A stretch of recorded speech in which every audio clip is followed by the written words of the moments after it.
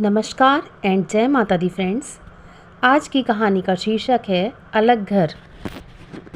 सविता के छोटे बेटे विकास ने एक दिन आकर अपनी माँ से कहा, माँ, आप हम ढाई प्राणियों के लिए भी घर खर्च के लिए 2000 लेती हैं और भैया भाभी के अलावा उनके 3 बच्चे हैं, उनसे भी 2000 रुपये ही लेती हैं। ये कहाँ का न्याय है? क्यों रे, अब तू कमाने लगा है तो न्याय अन्याय समझाने आया है? जब तक तेरी नौकरी नहीं थी तब तक बड़े ही तो पूरे घर का खर्च चला रहा था। उस समय तेरा न्याय कहाँ चला गया था? सविता ने उसी से प्रश्न किया।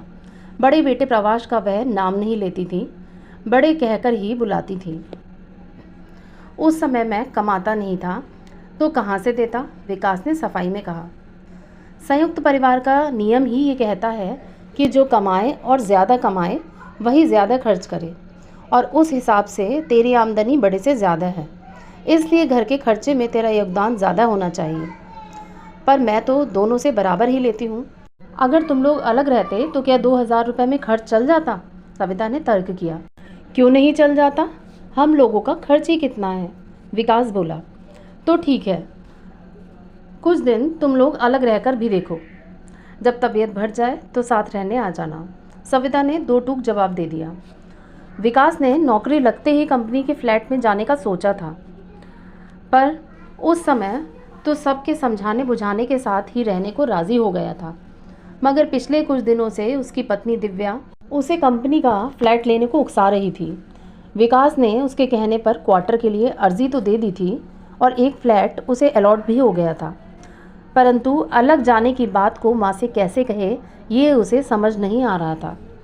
आज जब मौका हाथ लगा तो उसने पहल कर ही दी, और समस्या इतनी आसानी से सुलझ जाएगी उसने सोचा भी नहीं था। दिव्या तो बहुत खुश हुई और नए घर में जाने की तैयारी करने लगी। एक दिन अच्छा मुहूर्त देखकर वे लोग नए मकान में चले गए। ज़रूरत की थोड़ी बहुत चीज़ें तो सविता ने पहुंचा दी थीं, पर दिव्या तो अपने स्टैंडर्ड से रहना चाहती थी। कमरों की साज सज्जा आधुनिक डिज़ाइन से करवाने और नया सामान खरीदने में ही जमा की हुई पूंजी खर्च हो गई। फिर भी वे संयुक्त थे कि वहाँ सिर्फ पति पत्नी और उनका बेटा था। दिव्या की तो मन की मुराद पूरी हो गई थी, पर विकास को अंदर ही अंदर ऐसा एहसास होता कि उसने कहीं ना कहीं कुछ भूल की है और इसलिए माँ का सामना करने की हिम्मत नहीं जुटा पा रहा था। प्रवास व उसकी पत्नी सुधा कभी कभी उनसे मिलने चले जाते थे और कहते थे कि माँ और बाबूजी याद करते हैं, पर विकास व्यस्तता का बहाना कर देता। कुछ दिन तो जोश में घर की सजावट करने में निकल गए। अब मुख्य समस्या घर के काम की आई। नौकर नौकरानियों के दर्शन दुर्लभ थे।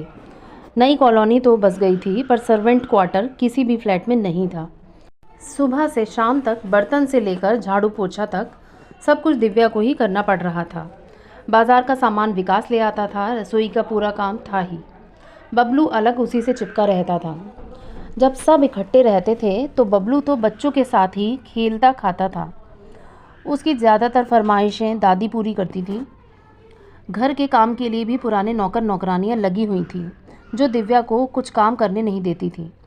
रसोई का पूरा काम था, पर सुबह तो सविता ही खाना बनाती थी और सुधा तथा दिव्या बच्चों का काम देखती थी। शाम को सुधा ही अक्सर खाना बनाती थी, दिव्या तो सिर्फ मदद कर देती थी। अब सब काम दिव्या के जिम्मे ही आ गया था, तो शाम तक वह इतनी थक जाती थी कि जैसे तैसे शाम का खाना बना पाती। अकेले में पति व पुत्र को नए नए पकवान बनाकर खिलाने का जो चाव था वह हवा हो गया। उधर माँ का मन नहीं मानता।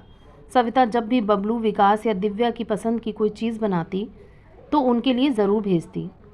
कुछ दिन बाद बहुत कोशिश व मान मनुहार करने पर 2000 रुपये महीने पर सिर्फ चौका बर्तन व झाड़ू पोछा करने के लिए एक कामवाली तैयार हो गई। दिव्या को 2000 रुपये महीने निकालना खला तो बहुत, पर इसके अलावा कोई चारा भी नहीं था। सविता के घर में तो पुराने नौकर ही बहुत सा फालतू काम कर देते थे, पर यहाँ बंधे बंधाए काम के अलावा दूसरे काम में नौकरानी हाथ भी नहीं लगाती थी। दिव्या को सबसे ज़्यादा परेशानी हुई कपड़ों की धुलाई की। घर में कपड़े धो भी तो इस्त्री करवाने ही पड़ते थे। सविता के घर में तो एक धोबी को क्वार्टर दे दिया था, जिसकी बीवी कपड़े धोकर इस्त्री करवा कर रख जाती थी। सविता हर महीने उसे बंधी बंधाई रकम दे देती थी। दूसरी परेशानी दिव्या को बबलू को लेकर हुई। पहले वह सब बच्चों के साथ खेलता रहता था, कहाँ है वह दिव्या को पता भी नहीं चलता था। मगर अब हर आधे घंटे बाद आकर माँ से कहता कि मन नहीं लग रहा, किसके साथ खेलूं। कभी कभार तो दिव्या बबलू पर ही झुंझला पड़ती, फिर रुआसी हो जाती। बबलू भी कहता कि वह दादी से कहेगा कि माँ डांटती है। इतनी परेशानियों के बावजूद उन लोगों ने घर को अच्छी तरह से सेट कर लिया था। नया सोफ़ा सेट लिया, उसके लिए कुशन, डाइनिंग टेबल, चेयर, नया डबल बेड आदि खरीद लिए थे। शादी में मिली सारी चीज़ें सजा दी। स्टील के फ्रेम में अपना व विकास का तथा एक फ्रेम में बबलू का फ़ोटो मढ़ दिया। दिव्या ने अपने माता पिता का फ़ोटो भी टांग दिया। ड्राइंग रूम तो ऐसे सजा दिया मानो शोरूम। अब दिव्या को चाव हुआ कि अम्मा जी व बाबू जी आकर घर देखें। ये मौका भी आ गया। बबलू की वर्षगांठ पड़ी तो नए तरीके से मनाने का सोचा। केक का ऑर्डर दिया। दिव्या के मायके वाले, ससुराल वाले और पड़ोस के एक दो घर सबको निमंत्रण दिया। शाम को कमरे को खूब सजाया गया। केक पर मोमबत्तियां लगाई गईं। सब लोग आए तो दिव्या ने उन्हें घर दिखाया। सभी ने उसकी रुचि की तारीफ की। जेठानी सुधा तो दिव्या से कहे बिना ना रह सकी, दिव्या बहन, तुमने तो अपना घर खूब अच्छी तरह से जमाया है। हम लोग तो कुछ कर ही नहीं पाते। जैसे आप लोग रहते हैं दीदी, उस तरह मेरे बस की बात नहीं। थोड़े दिन काट लिए, वही काफ़ी था। अब अपनी तरह से रह सकते हैं, इसीलिए अलग हुए हैं। विकास भैया की तरह ये मेरे कहे में थोड़ा ही हैं। सुधा ने सफाई दी। अगर अम्मा जी व बाबू जी से पूछे बिना कुछ लेने को कहो तो झट से कह देते हैं काम चल तो रहा है। उसके लिए हुनर आना चाहिए कि पति को कैसे वश में किया जाए। दिव्या हंस पड़ी। सुधा भी खिसियानी हंसी हंस दी। सभी दिव्या की सराहना कर रहे थे। दावत भी उसने अच्छी ही दी थी। बबलू भी सबके उपहार पाकर बहुत ज़्यादा खुश था। दादी बाबा को तो वह छोड़ ही नहीं रहा था। दिव्या भी अपनी तारीफ सुनकर खुश थी, पर सविता को एक चीज़ अवश्य खटकी थी। बबलू झटक गया था। विकास भी कुछ उदास था। उतना खुलकर बातें नहीं कर रहा था जैसे सबके साथ रहने पर करता था। तभी सविता दिव्या से पूछ बैठी, बबलू इतना कमज़ोर क्यों लग रहा है? क्या खाना ढंग से नहीं खाता? पता नहीं अम्मा जी, बबलू को क्या हो गया है। ना ढंग से खाना खाता है, ना दूध पीता है। उससे कहती हूँ बाहर जाकर खेल तो बाहर भी नहीं जाता।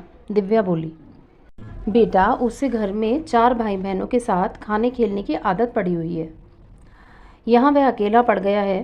तुम लोग तो इस वातावरण के आदी हो, सो कोई फ़र्क नहीं पड़ा, परंतु बबलू को ये वातावरण माफिक नहीं आ रहा। अब दूसरा उसके साथ के लिए चाहिए। सविता ने कहा। दूसरा कहाँ से ढूंढूं? दिव्या ने अपनी कठिनाई बताई। तुम भी दिव्या बहुत भोली हो। बबलू अब 4 साल का हो गया है। साथ के लिए उसे भाई बहन की ज़रूरत है, सविता ने स्पष्ट किया। दिव्या झेप गई, बोली, अभी नहीं अम्मा जी, अभी तो हम 3 का खर्च ही मुश्किल से चल पाता है। अभी तो हम परिवार बढ़ाने की सोच भी नहीं सकते। तो ऐसा करो, बबलू को स्कूल भेजने लगो। वहाँ से बड़े के बच्चों के साथ घर आ जाया करेगा और शाम को विकास दफ्तर से लौटते समय ले जाया करेगा। घर के पास ही तो विकास का दफ्तर है, वहाँ बच्चों के साथ मन लगा रहेगा, सविता ने सुझाव दिया। हाँ, ये ठीक रहेगा, दिव्या बोली। उसने सोचा उसे भी घर के काम के लिए फुर्सत मिल जाएगी, दोपहर को थोड़ा सा आराम भी कर लेगी। बबलू से जब कहा तो वह भी खुश हो गया। पर अब बबलू की पढ़ाई का खर्च और बढ़ गया, मगर वह भी ज़रूरी था। 200 रुपये नौकरानी के अलग से निकल जाते। महीने में गैस का खर्च, दूध आदि सभी कुछ अलग से खरीदना पड़ता। बिजली का बिल व कपड़ों की धुलाई का खर्च अलग। वहाँ तो बाबूजी के ही जिम्मे ये सब खर्चे थे। यहाँ तो ऊपर से 2000 रुपये महीने के फ्लैट का किराया देना पड़ता है। काम में भी वहाँ तो सिर्फ शाम को ही मदद करनी पड़ती थी, मगर यहाँ तो पूरे दिन खटना पड़ता है। अब दिव्या को आटे दाल का भाव मालूम पड़ने लगा। उसके शौक़ की सभी चीज़ों में कटौती होती गई। सिनेमा देखना तो करीब छोड़ ही दिया था। इस घर में आने के बाद रेस्टोरेंट की शक्ल तो देखी ही नहीं थी। जबकि वहाँ सबके बीच रहते थे, तब तो पति पत्नी महीने में एक बार सिनेमा जा बाहर ही खाना खाकर आते थे। जब भी घूमने जाते तो कोल्ड कॉफ़ी या आइसक्रीम का आनंद लेते। अब सब चीज़ें बंद हो गईं, परंतु किसी से कुछ कह भी नहीं सकते थे। रास्ता तो स्वयं उनका चुना हुआ था। एक दिन विकास के दफ्तर के लोगों ने सपरिवार पिकनिक का कार्यक्रम बनाया। शहर से बाहर सभी अपना अपना खाना लेकर जाएंगे। दिन भर घूमेंगे, ताश खेलेंगे और शाम को वापस आ जाएंगे। दफ्तर की एक बड़ी गाड़ी का प्रबंध कर लिया था। विकास भी दिव्या व बबलू को लेकर गया। हंसी खुशी में दिन कट गया। जब वे घर लौटे तो देखा घर का ताला टूटा पड़ा है। अंदर जाकर देखा तो पता लगा सारा कीमती सामान गायब है। स्टील की अलमारी खुली पड़ी है और उसमें से कैश व ज्वेलरी चोरी हो गए। आस पड़ोस में पूछा तो कोई नहीं बता पाया कब चोर आए और सारा कीमती सामान लेकर 9-11 हो गए। दोनों माथा पकड़कर बैठ गए। विकास ने पुलिस को खबर की। पुलिस आई भी पूछताछ करने। कुत्ता भी छोड़ा गया, पर चोर कहाँ मिलते हैं। अगर पकड़ भी लिए जाएंगे तो सामान तो एक बार गया हुआ वापस मिलता ही नहीं। खबर मिलते ही सविता व जेठानी सुधा भी आ पहुंची। वे दिव्या को धीरज बंधाती रहीं। सुधा ने दिव्या का गला सूना देखकर पूछा, चेन जो तुम पहने रहती थी वो कहाँ गई? भाभी, पिकनिक जाते समय इन्होंने उतरवा दी थी कि बाहर अक्सर चेन खिंच जाती है। सामान के साथ वह भी चली गई। कहते कहते दिव्या की आंखों में आंसू आ गए। सविता ने दिव्या को दिलासा दिया, बहू हिम्मत मत हारो, खैर मनाओ तुम लोग ठीक ठाक हो, नहीं तो ऐसे मौक़ों पर तो ये लोग जान लेने में भी नहीं हिचकते। तभी सुधा ने अपने गले की चेन उतारकर दिव्या को पहना दी। सूना गला अच्छा नहीं लगता और दिव्या कहती रह गई, भाभी क्या कर रही हैं? उसने ये रूप तो सुधा का कभी नहीं जाना था। दुखी ना हो बहू, शुक्र मनाओ कि संकट इसी में टल गया, सब कुछ फिर आ जाएगा। अम्मा जी, तनख्वाह में तो महीने का खर्च ही मुश्किल से चलता है, फिर से बनाने का तो अब हम सोच भी नहीं सकते। दिव्या रुआसी होकर बोली। क्यों दिव्या, तुम्हारे तो एक ही बच्चा है और तनख्वाह भी विकास की अपने भैया से ज़्यादा है, फिर तुम्हारी तो अच्छी खासी बचत हो जानी चाहिए। सुधा ने व्यंग कर ही दिया। उसके बच्चों के लिए ही तो विकास ने कहा था कि खर्च ज़्यादा होता है। वह इस बात को भूल नहीं पाई, मुंह से बात निकल ही गई। हालांकि ये कहकर उसे पछतावा भी हुआ। दिव्या के पास इसका कोई जवाब नहीं था, बस यही कहते बना, हम लोग अपने स्टैंडर्ड से रहने आए थे, वही किसी को सहन नहीं हुआ। ये स्टैंडर्ड ही तो आज परिवारों को तोड़ने का कारण बन रहा है। ये तो तुम उस घर में भी बना सकती थी, ऊपर के कमरे तो खाली ही पड़ते हैं। आखिर बहुएं आकर ही तो घर को नए सांचे में ढालती हैं, सविता बोली। पर अम्मा जी, इन्होंने तो कभी नहीं कहा कि वहाँ रहकर भी हम सब सुविधाएं प्राप्त कर सकते हैं। कुछ कहने पर यही कह देते थे कि माँ से पूछ लो। दिव्या ने सफाई दी। अगर तुम पूछ कर मुझे थोड़ा मान दे देती और तुम्हारा काम ना होता, तब तुम्हें शिकायत होनी चाहिए थी, परंतु तुम्हें मुझ पर भरोसा नहीं था, सविता ने उलाहना दिया। हाँ अम्मा जी, ये भूल मुझसे ज़रूर हुई, उसी का नतीजा भुगत लिया, दिव्या दुखी मन से बोली। अब भी कुछ नहीं बिगड़ा है, अगर चाहो तो तुम्हारे कमरे खाली पड़े हैं, वहीं आकर जैसे यहाँ रह रहे हो उसी तरह से रहने लगो, सविता ने समझाया। पर माँ, यहाँ इतना सामान जुटा लिया है, इसे कहाँ ले जाएंगे? दिव्या ने अपनी असमर्थता जताई। जैसे यहाँ सेट किया है अपना घर समझकर वहाँ भी सेट कर लेना। घर को अच्छी तरह से रखना किसे बुरा लगता है? मैंने तुम्हें सुझाव दिया है, मानना न मानना तुम्हारे ऊपर निर्भर करता है। सविता ने दिव्या पर निर्णय लेना छोड़ दिया। फिर समझाते हुए कहा, साथ रहने में जो आपस में स्नेह पनपता है, बड़ों में भी और छोटों में भी, वह अलग रहने में नहीं। सविता व सुधा विकास व दिव्या को काफ़ी दिलासा दे गई।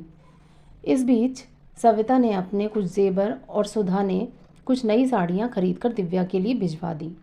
दिव्या अपनी पिछली कही बातों से, जो उसने अलग होते समय कही थी, बहुत लज्जित थी। उन लोगों को काफ़ी सबक मिल चुका था। सबसे ज़्यादा तो मकान का किराया देना खलता था। जबकि सविता के घर में रहती थी तो हाउस अलाउंस भी कंपनी से मिलता था। एक तरह से अतिरिक्त आमदनी ही थी जो बचती थी। महीने का अंत होते होते विकास व दिव्या सविता के पास ही आ गए, कभी अलग ना होने के लिए। सो फ्रेंड्स, अगर आपको ये कहानी पसंद आई हो तो वीडियो को लाइक एंड शेयर करें, मेरे चैनल को सब्सक्राइब करें, मुझे सपोर्ट करें। मिलते हैं फिर एक नई कहानी के साथ, तब तक के लिए जय माता दी।